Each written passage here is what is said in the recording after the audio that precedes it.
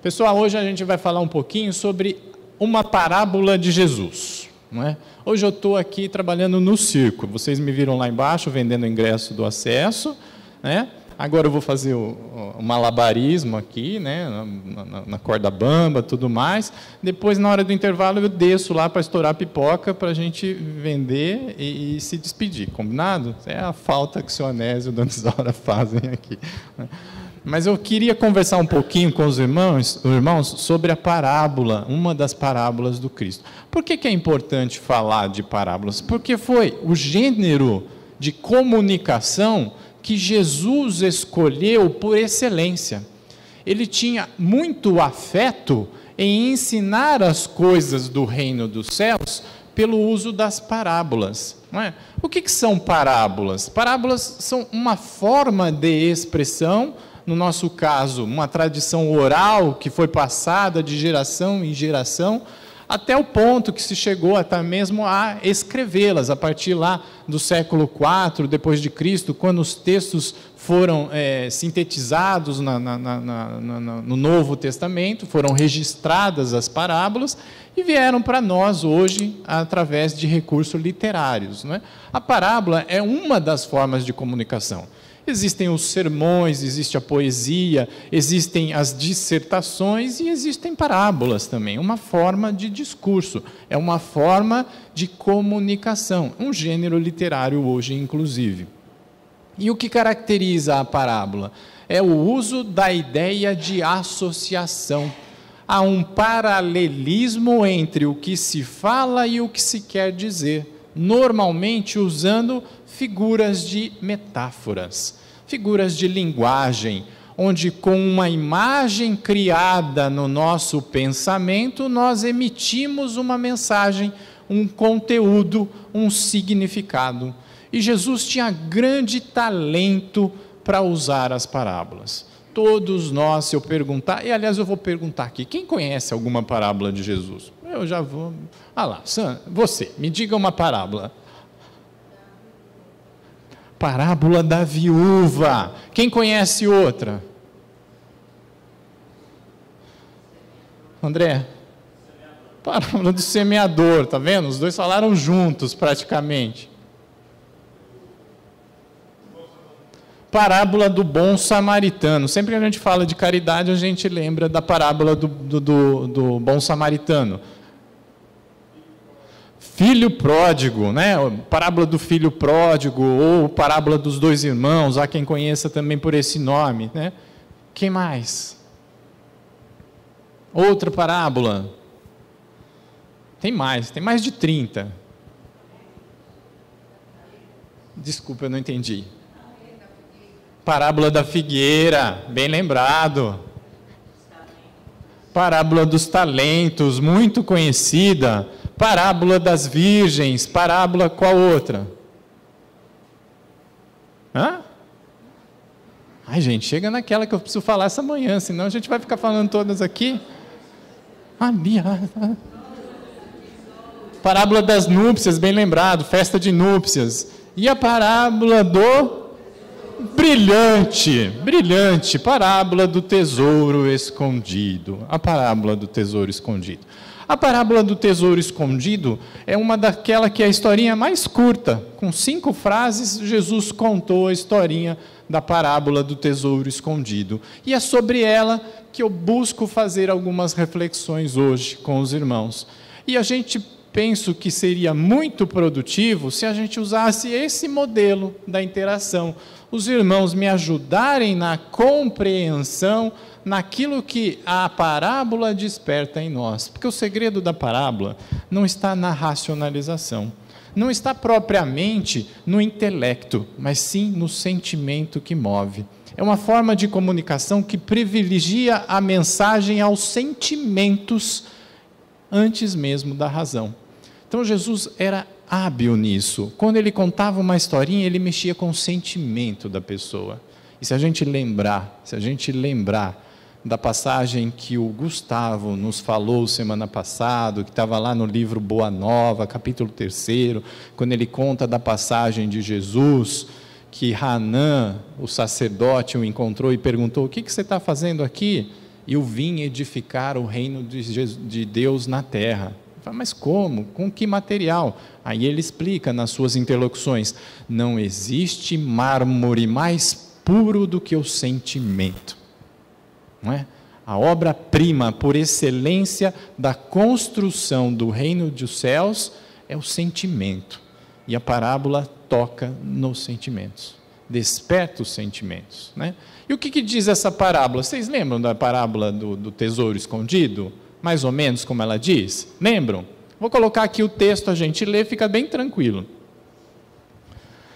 Olha que curtinha, está em Mateus, no capítulo 13, versículo 44. Um versículo só, uma parábola. O reino dos céus é semelhante a um tesouro escondido no campo, que um homem encontra e torna a esconder. E na sua alegria, vai e vende tudo quanto possui e compra aquele campo. Essa é a parábola do tesouro escondido. Essa é a tradução que nós vamos encontrar na obra O Novo Testamento, do Haroldo Dutra Dias. Né? É a tradução que eu escolhi para esta manhã. Existe outra tradução, mas não muda em nada na essência, muda uma palavra ou outra. Essa eu achei bem simples da gente entender. E os pontos que a gente destaca. Se a parábola é para tocar aos sentimentos, quando os irmãos relembraram agora esta parábola, o que despertou nos irmãos? O que os irmãos sentiram, chamaram a atenção? Peço a participação de quantos possam. Não tem certo, não tem errado, porque envolve sentimentos. E o sentimento é sempre pessoal, cada um vai ter uma percepção. Não é? Quem se encoraja a me ajudar? O que chamou a atenção nessa parábola? Eu só peço, como sempre, né, que os irmãos mantenham a ordem para falar, um de cada vez, né, para não causar todo esse alvoroço que eu estou percebendo. Isso. Muito profunda essa reflexão. Coragem, irmãos, coragem. Vamos lá, chamou a atenção o egoísmo. Olha lá, Flávia chamou a atenção no egoísmo. Flávia, por quê? Você diz a atitude do homem, é isso? Que encontrou e voltou a esconder. E aí foi lá e buscou adquirir o campo. É um ponto de vista importante.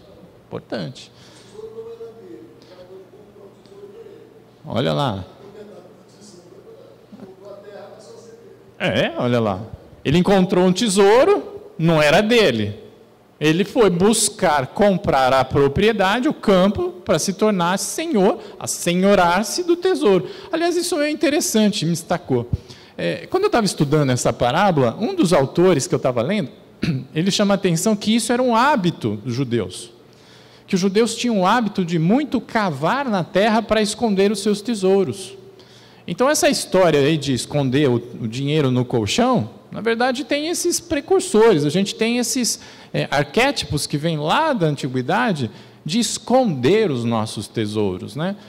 E os judeus tinham muito disso, às vezes cavavam a terra para colocar lá tesouro. Tanto que, segundo esse autor, em uma das pesquisas que eles estavam fazendo, como é que chama aqueles que cavam a terra mesmo? Arqueólogos, né? Os arqueólogos na região encontram sistematicamente cavados tesouros. É um hábito dele. Então, veja, a parábola, Jesus tinha esse recurso. Ele falava muito das coisas do dia a dia, daquilo que estava muito próximo ao público dele. Né? Então, isso é algo comum. Então, de fato, como coloca o irmão, aquele que encontrou não era o senhor do campo, ele foi lá adquirir justamente porque ele tinha interesse não no campo, mas no tesouro. É verdade, é um recurso que muito claro. E o que mais chamou a atenção dos irmãos?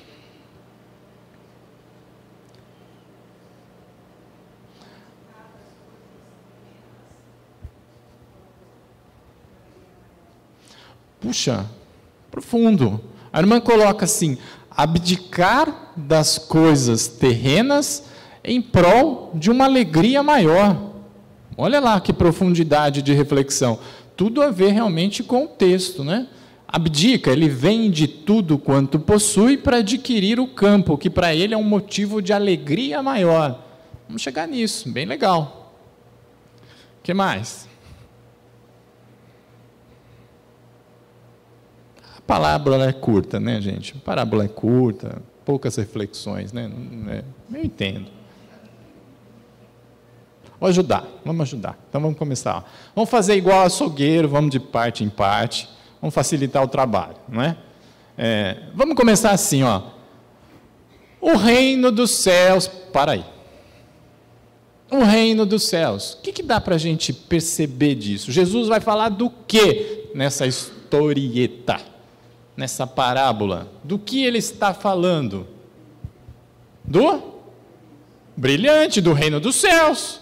Então ele vai contar uma história que vai fazer um paralelismo, vai estabelecer um paralelo, uma semelhança com o funcionamento do reino dos céus. Então ele vai falar de alguma coisa que desperta no ouvinte a sensação do reino dos céus. Algo muito comum em Jesus, ele falar sistematicamente do reino dos céus.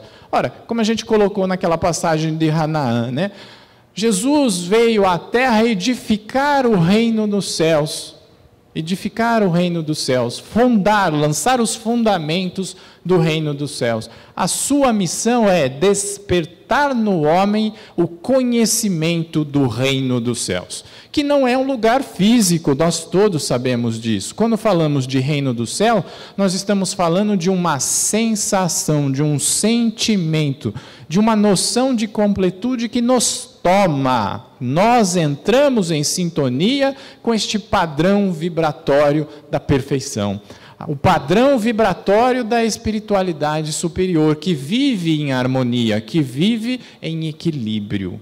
O reino dos céus existe, portanto, entre nós, não como um lugar físico, como o Jardim Botânico, o Parque das Araucárias e o reino dos céus, não, mas como uma situação, como um estado de alma. E ele vai traçar, então, um paralelismo, ele vai falar sobre o que é essa experiência do reino dos céus, não é? Concordam com isso? Fica mais claro assim. E ele diz que é semelhante a um tesouro escondido no campo. Um tesouro escondido no campo. Falar de tesouro, o que ele está querendo dizer talvez com isso? Que o reino dos céus, para aquele que o encontra, que o identifica, é um tesouro.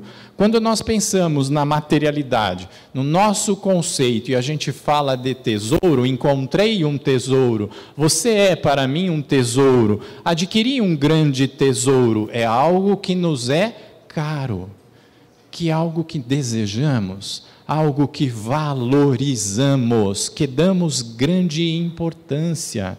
Então ele está dizendo, o reino dos céus, essa sensação de completude e equilíbrio é um grande tesouro, que está onde, no caso desta parábola? Escondido no campo. Escondido. A palavra escondido, será que tem importância nesse texto?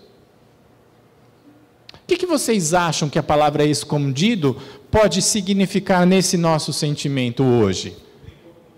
Nem todo mundo consegue encontrar, é algo que não está visível a todos. É algo oculto, é algo que apenas olhares privilegiados vão conseguir identificar. Uma coisa é o tesouro existir, outra é você se dar conta de que o que você vê é um tesouro. Quantos de nós passamos ao largo pelas experiências da vida que são verdadeiros tesouros e não nos damos conta?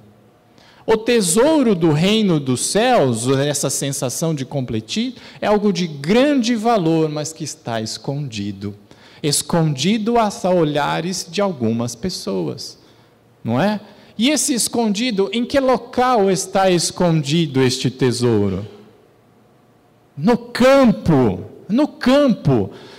A ideia de campo traz o que para os irmãos? Não tem certo nem tem errado. Dentro de nós, no nosso campo, uma interpretação belíssima. Outra. Campo.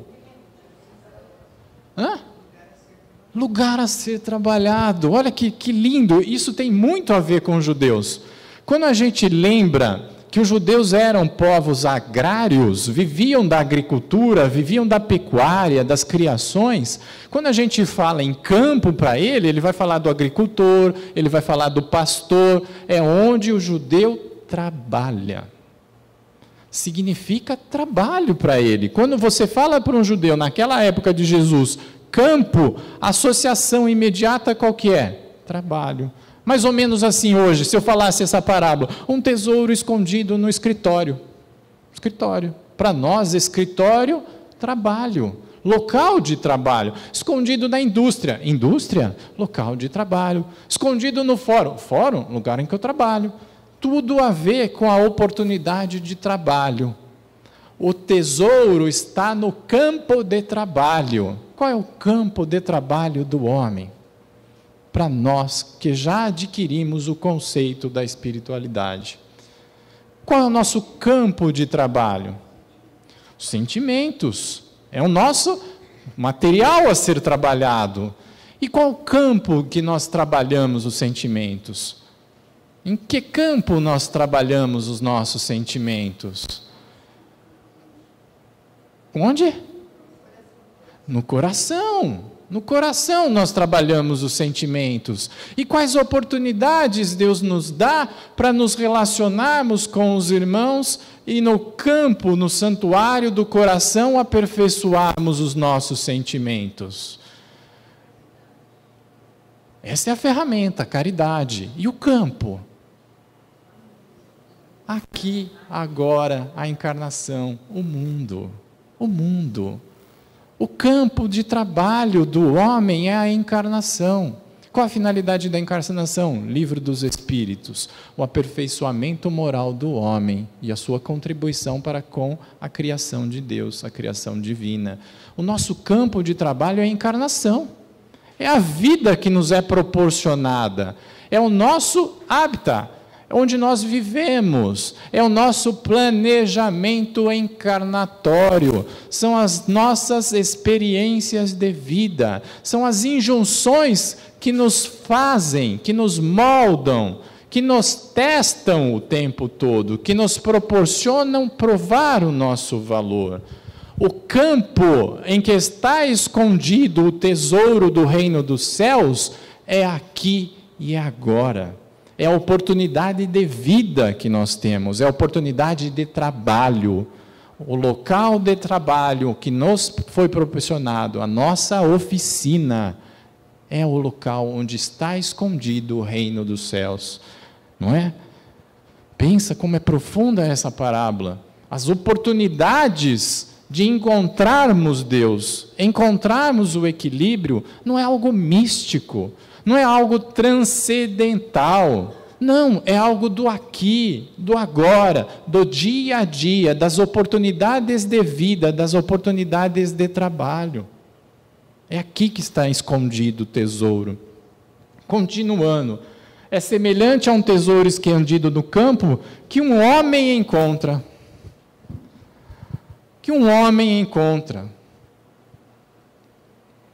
Chama a atenção de vocês isso? Para mim chamou ontem quando eu estava lendo. Um homem encontra. Eu já parei no individualidade. Um homem, individualidade. Ele não falou que uma família encontra. Ele não falou que um grupo de trabalhadores encontra. Ele não falou que um time de esportes encontra. Ele falou, um homem encontra.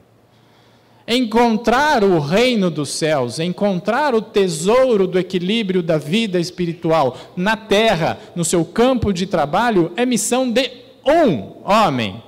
É oportunidade de um homem, individual.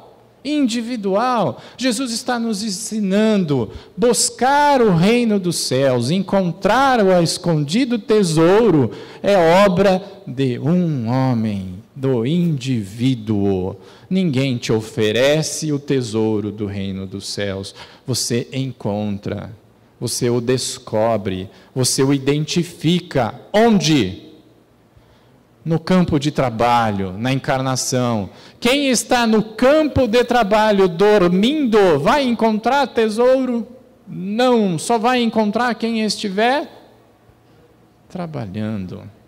Quem estiver trabalhando, quem estiver na atividade, quem estiver na luta, quem estiver na interação, quem estiver agindo e buscando. Lembram que nós aprendemos que o tesouro está escondido? Se está escondido é porque nem todo mundo vai encontrar. Mas quem que vai ter oportunidade de encontrar? O indivíduo que pessoalmente procurar.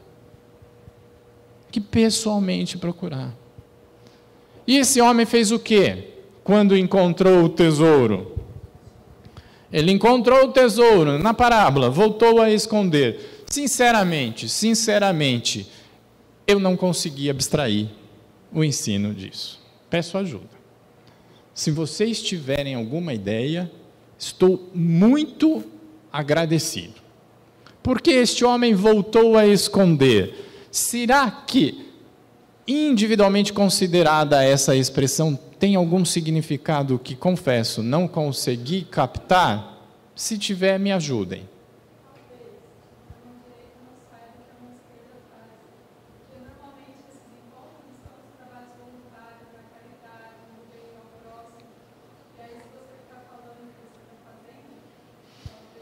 Lindo, muito provável. Não, aí eu acho que não. Acho que não, porque depois ele move o mundo, né? Mas eu gostei muito do que a Péla coloca, né? Não sei se todos ouviram, lá embaixo certamente não ouviram, por isso eu vou repetir. Talvez simbolizando a parábola, o ensinamento do que não saiba a mão esquerda o que faz a direita. Porque este encontro das maravilhas do reino dos céus normalmente está no trabalho pelo outro, normalmente está nos gestos de caridade, normalmente está no que nós ofertamos aos nossos irmãos. Por isso, esconder, para que isso não seja alvo de ostentação, para que não seja algo muito possível.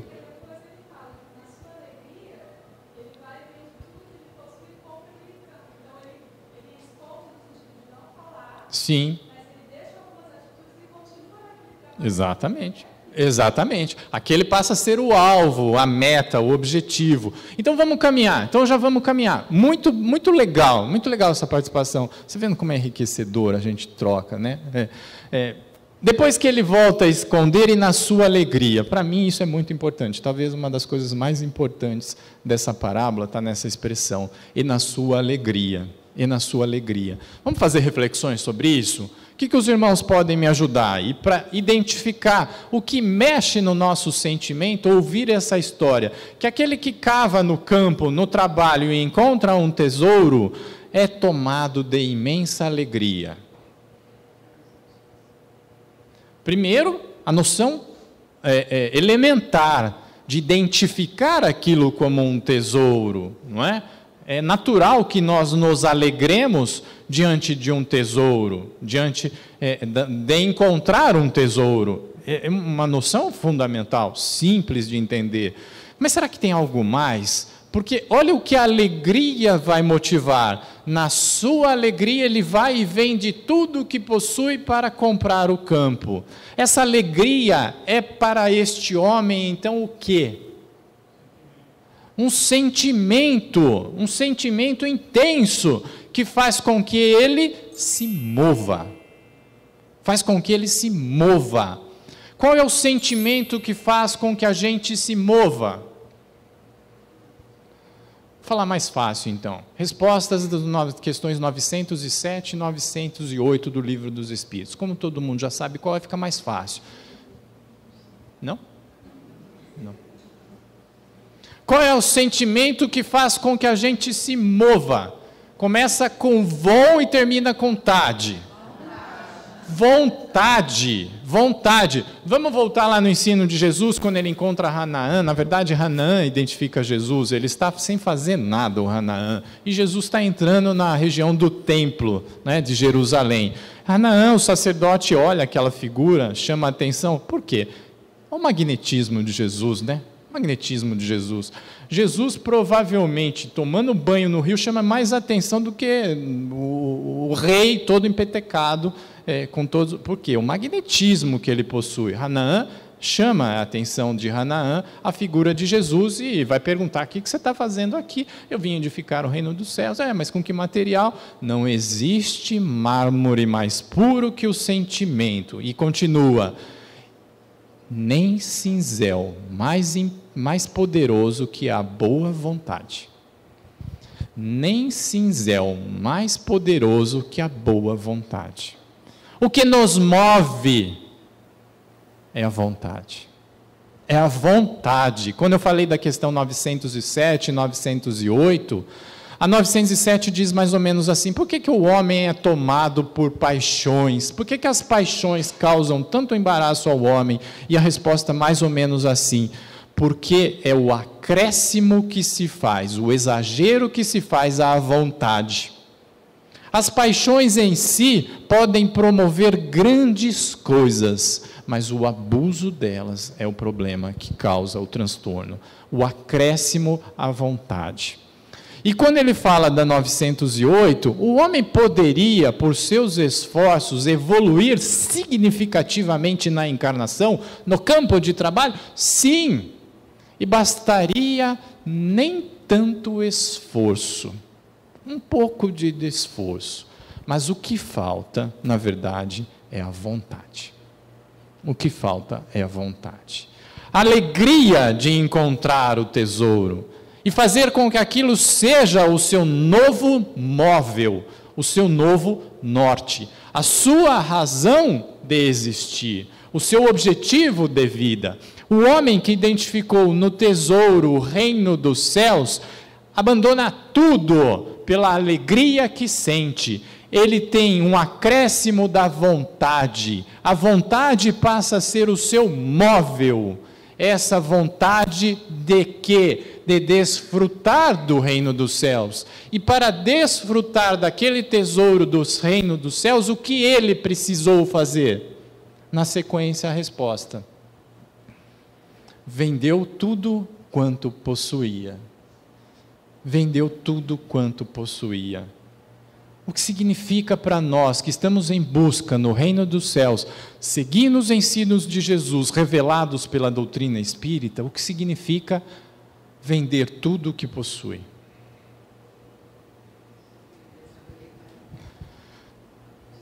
Desapegar dos bens terrenos? Sim, sim. Então é só vender a casa, o carro, deixar o emprego, não é? E segue adiante. Não é tão simples. O que é?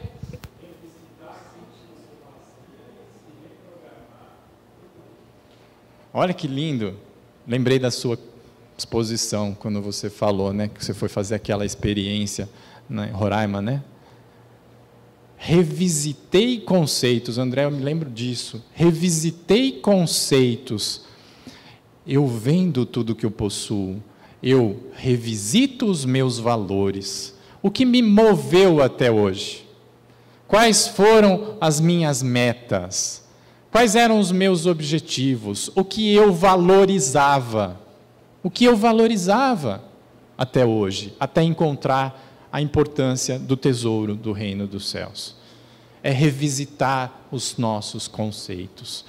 É quebrar os nossos paradigmas anteriores. É verificar que as nossas escolhas, talvez, que nos conduziram até aqui hoje, e por isso são importantes sim, mas não é porque elas foram importantes que elas precisem continuar a nos dominar.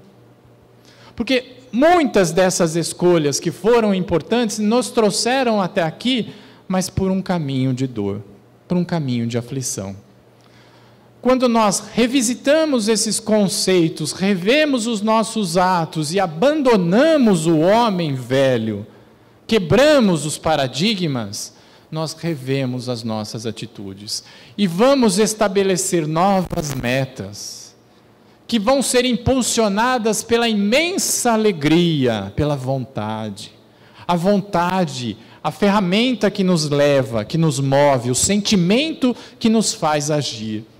O sentimento que nos tira da cama, que nos traz ao portal da luz, O sentimento que faz com que a gente desça, que faz com que a gente reveja a nossa família. O sentimento que nos impulsiona a ajudar o próximo, nos impulsiona a ajudar uma instituição que se dedica a ajudar o próximo. Aquilo que nos faz pertencer à humanidade. Aquilo que nos identifica como seres humanos. A vontade de revisitar, a coragem, inclusive, de questionar os seus próprios valores. Questionar os seus próprios valores. Uma simples historieta, né? E o que ele faz? Ele abandona o homem velho, ele vende tudo o que possui para conquistar o quê? O campo. É na quebra dos paradigmas que ele vai encontrar o campo, o tesouro. Aquilo passa a ser o novo valor dele. Ele já não está mais preocupado com a casa, ele já não está mais preocupado em adquirir outras propriedades. Ele não quer outros campos, ele quer o campo onde ele encontrou o tesouro. Porque aquilo o abastece, aquilo desperta nele a imensa alegria. Identificar as coisas do reino dos céus é para nós o nosso objetivo. Nós temos que ter olhar atento, sermos peritos em identificar as coisas dos céus. Porque se nós estivermos no campo, poderíamos estar com o mesmo trabalhador, no mesmo lugar, às vezes ombreando com ele, trabalhando junto, olhamos alguma coisa que nos desperta uma atenção, mas não valorizamos, porque não identificamos aquilo como um tesouro, enquanto o outro, ao nosso lado, identifica aquilo como um tesouro. Quem nós queremos ser?